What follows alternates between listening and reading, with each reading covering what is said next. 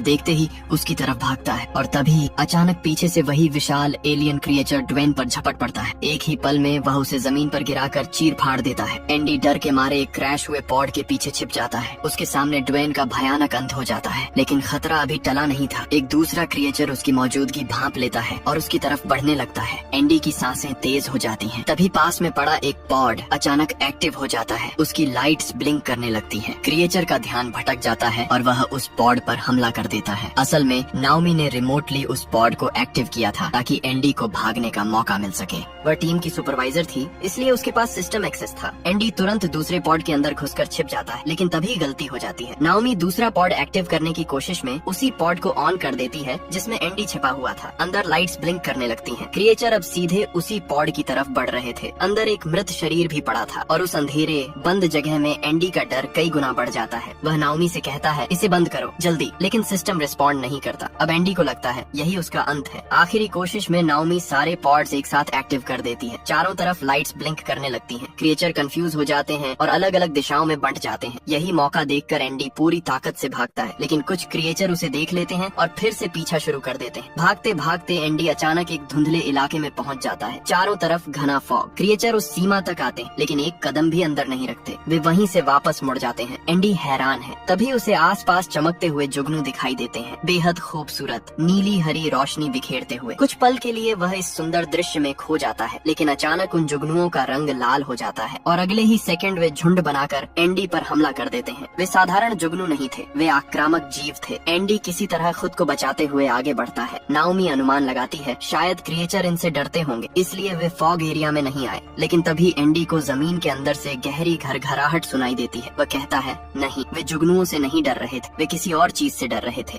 और अगले ही पल जमीन उसके नीचे हिलती है। अचानक मिट्टी फटती है और एक विशाल कीड़े जैसा प्राणी नीचे से निकलकर अपना जबड़ा खोल देता है। वह एंडी को कमर से जकड़ लेता है। एंडी हिल भी नहीं पा रहा। उसका शरीर आधा उस प्राणी के जबड़े में फंस चुका है। नाओमी की सांसें तेज हो जाती हैं। वह दूर बैठी कुछ भी नहीं कर पा रही। एंडी समझ ही नहीं पाता कि उसके साथ हो क्या रहा है। पलक झपकते ही वह विशाल भूमिगत प्राणी उसे पूरी तरह अपने जबड़े में खींच लेता है। अब एंडी आधा नहीं, पूरा उसके मुंह के अंदर था। अंधेरा, बदबू और दम घुटने वाली जगह। घबराहट